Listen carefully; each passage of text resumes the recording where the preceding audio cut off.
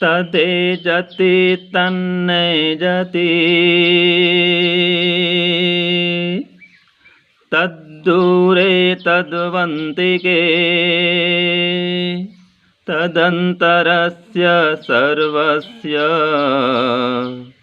तदु सर्वस्यास्य बाह्यतः।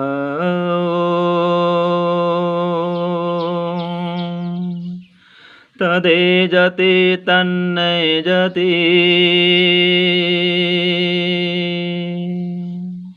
तद्दूरे तद्वन्तिके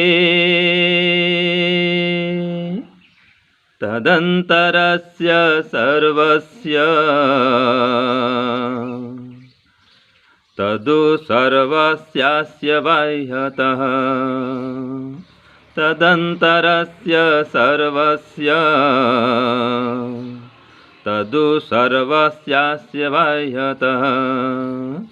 ओम। यह ईशोपनिषद का 5वां मंत्र है। इस मंत्र में कहा कि वह चलता है, वह नहीं भी चलता है, वह दूर है, वह निकट भी है, वह सबके अंदर भी है और वही सबके बाहर भी वर्तमान है। तो कैसा अद्भुत स्वरूप परमात्मा का इसमें बताया गया है। तो जो कहा तद एजति, गति करता है, चलता है। कहाँ चलता है, कहाँ गति करता है, किसके लिए गति करता है, किसके लिए चलता फिरता है? तो जो अज्ञानी है, अविद्याग्रस्त व्यक्ति है, उसके लिए परमात्मा चलता है, गति करता है, जाता है, आता है। किनकी दृष्टि में? जो अज्ञानी है, मूढ़ हैं, उनकी दृष्टि में परमात्मा कंपायमान होता है। तो कहा वह ब्रह्म मूढ़ की दृष्टि में कंपन करने वाला है, गति करने वाला है। लेकिन तद न एजति, वो कहीं भी जाना नहीं करता। किनकी दृष्टि में? जो विद्वान है, वेदों के ज्ञाता हैं, वे समझते हैं कि परमात्मा तो कहीं भी जाता आता नहीं है, वह सभी जगह एक जगह स्थिर है, एकदम स्थिर, अचल, एक रस सर्वत्र भरा हुआ है। वो कहाँ नहीं है, जहाँ जाएगा वो, कहीं जाने के लिए उसके लिए स्थान ही नहीं है। तो वास्तव में परमात्मा तो सर्वत्र व्यापक है। और फिर कहा वो सबके अंदर भी है, सबके बाहर भी है। जैसे कि एक होता है रसगुल्ला, मिठाई, उसके अंदर रस भरा होता है, चाशनी, और उस रसगुल्ला के बाहर भी जो बर्तन है वहाँ भी रस भरा हुआ है। तो चाशनी के अंदर वो रसगुल्ला है और रसगुल्ला के अंदर भी चाशनी है और उस रसगुल्ला के बाहर भी चाशनी है, रस है।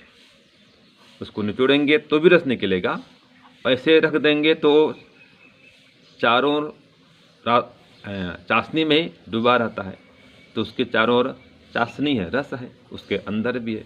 तो अंदर बाहर जैसे सब ओर रसगुल्ले में रस भरा है, ऐसे परमात्मा हमारे अंदर और बाहर सभी ओर आनंद के रस से भरे हुए हैं। और वो परमात्मा तद दूरे तदु अंतिके, वो बहुत दूर भी हैं और बहुत पास भी हैं। तो किन के लिए बहुत दूर हैं? जो अज्ञानी, अविद्याग्रस्त, पापी हैं, अधर्मात्मा हैं, उनके लिए तो बहुत ही दूर हैं। लाखों करोड़ों वर्ष में वो परमात्मा को प्राप्त नहीं कर सकते। लेकिन जो योगी ध्यानी हैं, ईश्वर के उपासक हैं, ध्यान, भजन, हवन, सत्संग, स्वाध्याय, साधना करते हैं, उनके लिए परमात्मा निकट हैं। अति शीघ्रता से उनको परमात्मा की अनुभूति हो सकती है, परमात्मा की प्राप्ति हो जाती है। तो इसलिए परमात्मा दूर भी हैं और पास भी हैं।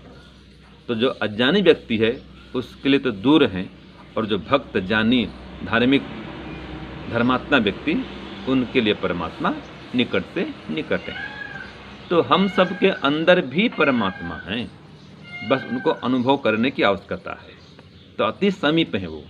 तो जो व्यक्ति अधिक से अधिक परमात्मा के जप में, ध्यान में, चिंतन में मग्न रहता है, वो परमात्मा को अपने निकट ही अनुभव करता है। और जो परमात्मा को भूला हुआ होता है, उसका जप ध्यान नहीं करता परमात्मा का, तो परमात्मा को अपने निकट अनुभव नहीं कर सकता। तो ऐसा हम अनुभव करें जैसे कि विद्यालय में किसी कक्षा में अध्यापक पढ़ा रहे हैं और सामने विद्यार्थी पढ़ रहे हैं बैठ करके, तो जब तक तो अध्यापक बैठे हैं वो विद्यार्थी शांत होकर के पढ़ते रहते हैं और समझते हैं कि सामने मेरे अध्यापक बैठे हुए हैं, तो हम कोई उपद्रव काम नहीं करेंगे, सब विद्यार्थी यही मानते हैं। और जब वो बाहर चले जाते हैं अध्यापक, तो फिर हल्ला गुल्ला शुरू हो जाता है। क्यों? उस समय वो अध्यापक को निकट अनुभव नहीं करते, सामने बैठे नहीं जानते मानते। तो ऐसे ही हम जब परमात्मा को हमारे निकट अनुभव करेंगे कि परमात्मा मेरे पास ही बैठे हैं, मुझे देख रहे हैं, सुन रहे हैं, जान रहे हैं, तो हम कोई गड़बड़ काम नहीं करेंगे, पाप काम नहीं करेंगे। और जब परमात्मा को अनुभव नहीं करते पास में, परमात्मा को भूल जाते हैं, बस तभी पाप शुरू हो जाता है।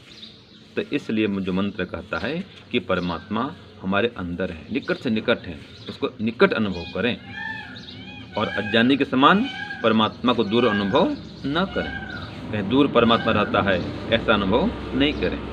तो परमात्मा को जब अपने अंदर बाहर सब जगह अनुभव करेंगे तो निश्चित रूप से हम अपने जीवन को सुखी, शांत, संतुष्ट, प्रसन्न कर पाएंगे। ये मंत्र का सार है। ओम शांति ओम शम।